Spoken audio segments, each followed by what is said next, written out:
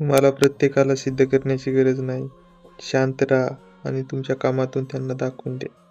कारण इथे प्रत्येकजण आपला स्वतःचा पॉइंट सिद्ध करण्यासाठी बसला आहे. द 48 लॉज ऑफ पॉवर या पुस्तकातील लॉ नंबर 9 हे शिकवतो.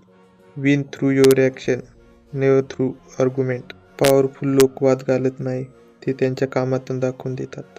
लोक वादात त्या गोष्टी सांगतात ज्याचा काही पुरावा नसतो, पण जेव्हा तुम्ही तुमच्या कृतीतून करून दाखवता तेव्हा समोरचा तुमच्यासोबत वाद घालू शकत नाही, कारण त्यांच्यासमोर पुरावा असतो. इजिप्तमध्ये जेव्हा एपियसला राजगद्दीवरून खाली उतरवले तेव्हा एमेसिस सिंहासनावर बसला. सुरुवातीला कुणीच त्याचा सन्मान केला नाही, कारण तो एक गरीब घरातून आला होता आणि आपलं करिअर त्याने एका छोट्याशा कामातून सुरू केले होते. त्याने मिस्रच्या नागरिकांचा सन्मान मिळवण्यासाठी कठोर पाऊल उचलले नाही. त्याने चतुरतेने त्यांना आपल्या बाजूने करून घेतले.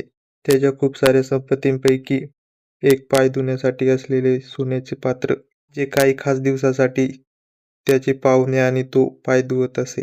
त्याने त्याच्यापासून एका देवाची मूर्ती तयार केली आणि एका चांगल्या जागेवर लोकांसमोर ठेवली.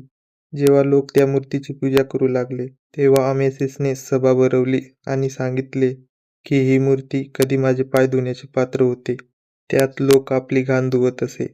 माझाही हाल या मूर्तीसारखाच आहे, कारण तो पण आधी एक साधारण माणूस होता आणि आता तो एक राजा आहे. योग्य हेच राहील की ज्याप्रमाणे पाय धुण्याच्या पात्राचा सन्मान केला जातो, त्याचप्रमाणे माझा सन्मान करा. आणि अशा प्रकारे मिस्रचे लोक त्याला आपला स्वामी मानू लागले. त्याने इथे डायरेक्ट बोलण्यापेक्षा कृतीतून करून दाखवले.